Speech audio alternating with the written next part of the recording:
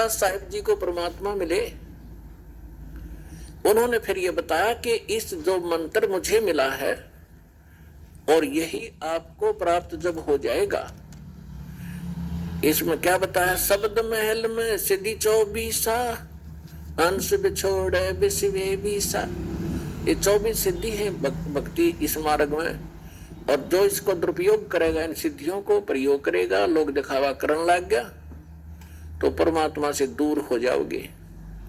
एक सिद्धि सुर देव मिलावे, एक सिद्धि मन वृत्ति बतावे, ये सिद्धियां हैं। एक सिद्धि हो पवन स्वरूपी, एक सिद्धि हो वह अनुरूपी, एक सिद्धि निस्वासर जागे, एक सिद्धि सेवक हो आगे। एक गोहाना के पास गांव है खेड़ी दमकल, वांस दास के मामा का गांव है वो, वहां हम जाते रहते थे। तो वहां के व्यक्ति क्या बताया करते थे कि यहाँ एक नेकी राम नाम के कबीर पंथी थे।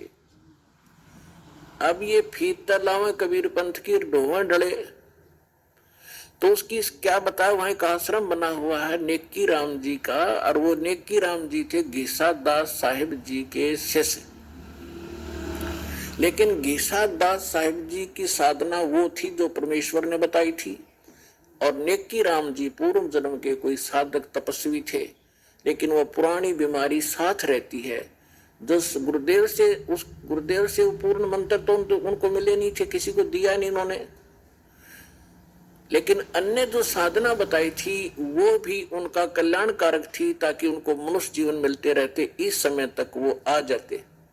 ऐसी साधना ये संत हमें दे कर गए थे। उसने वो भी छोड़ दी और वो पुरानी बीमारी ला ली, तप करने लगे।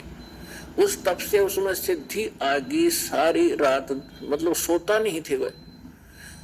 तो उस आश्रम के निर्माण की कथा सुनाया करते हैं वो वहां के व्यक्ति के नेकी राम जी यहाँ बनी में आकर बैठे थे वृक्ष के नीचे, और साधु संत के रूप में थे।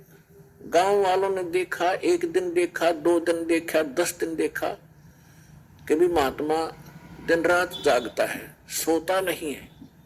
एक चर्चा का विषय बन गए।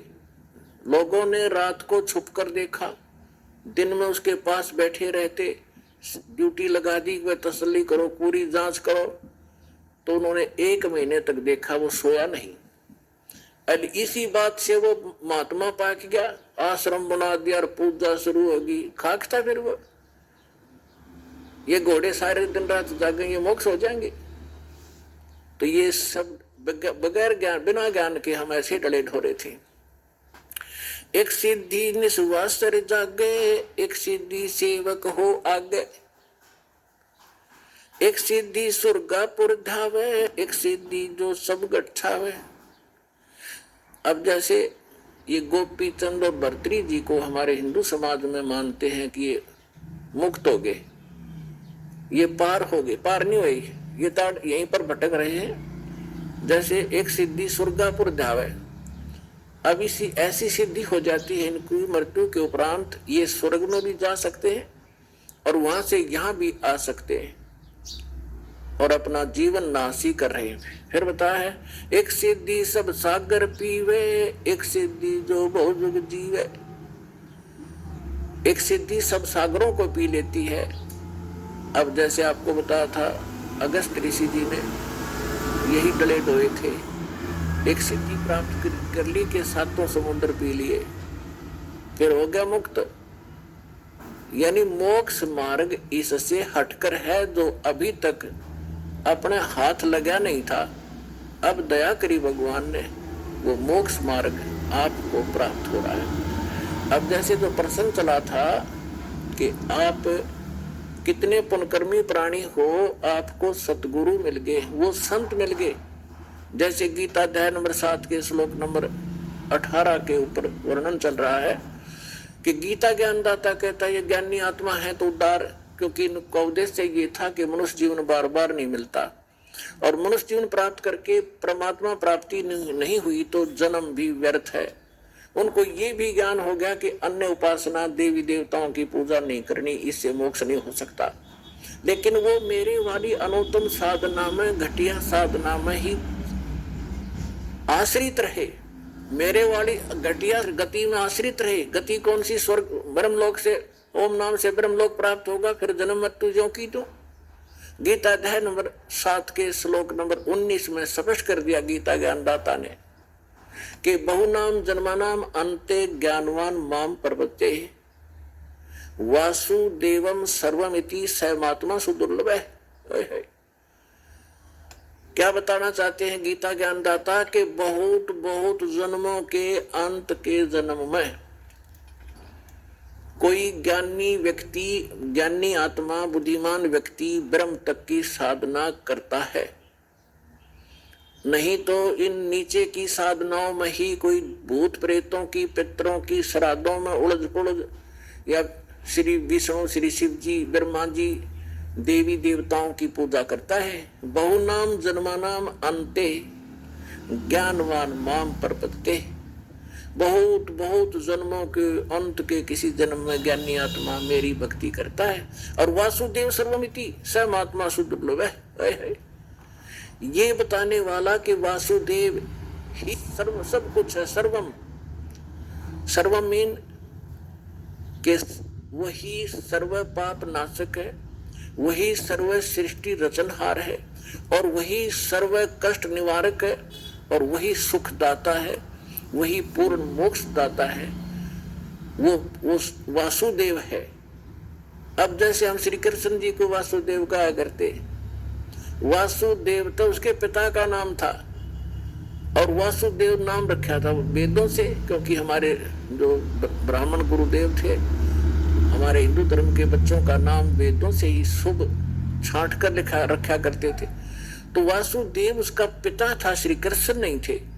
वासुदेव का अर्थ होता है जिस परमात्मा की सब जगह उपस्थिति हो, सबके ऊपर जिसका कंट्रोल हो, जो सर्व व्यापक हो।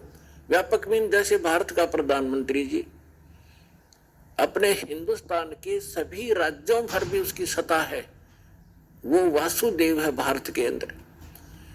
अब जैसे डिस्ट्रिक्ट के अंदर एक डिप्टी कमिश्नर है, ये वासुदेव नहीं है, केवल एक जिले के अंदर कुछ आंशिक शक्तियां इसके पास है। एक मंत्री है वो वासुदेव, यानी पूरे हरियाणा पर, पूरे भारत का के ऊपर व्यापक नहीं है। वो केवल अपने विभाग, एक स्टेट के अंदर अपने विभाग का मालिक है, वो भारत का मालिक नहीं है। वासुदेव नहीं, उसका सब जगह अस्तित्व नहीं है उसका। ऐसे ही मुख्यमंत्री अपने एक राज्य में प्रधान है, मुखिया है, लेकिन वो भारत पर, सब भारत पर व्यापक नहीं है। तो प्रधानमंत्री जो है वो वासुदेव है, और वो सर्व सुखदायी है। यानी जितनी जो शक्तियां एक मंत्री, मुख्यमंत्री स्टेट के, या वैसे अन्य मंत्री जो सेंटर के, और जितने भी जो कर्मचारी अधिकारी हैं, उन सब से अधिक वो पावर है उसके पास, और उसी से प्राप्त पावर उसने आगे बांट रखी है, और उसके अंदर सारी पावर है। वो भी काम कर सकता है जो पटवारी करता है, डीसी कर सकता है, उसके संकेत से 2 मिनट में सब कुछ हो सकता है। तो कहने का भाव ये है कि वासुदेव सर्वमिति। अब सैमात्मा सुदुर्लभ है, ये बताने वाला संत कि वो परमात्मा सब कुछ है, ना सरपुरुष से मुक्त, ना अक्षर पुरुष से मुक्ति, ना ब्रह्मा विष्णु महेश्वर देवी देवता और आन उपासना से मुक्ति नहीं हो सकती। ये बताने वाला कि वासुदेव ही सर्वम, वो वासुदेव ही सब कुछ है। सर्वम माने पूर्ण मोक्षदायक है, सर्व कष्ट निवारक है, सबका पालक है, सबका जनक है, पूर्ण मोक्ष प्राप्त कराने वाला वही है। ये बताने वाला संत बड़ी मुश्किल तो मिलेगा, सो दुर्लभ है।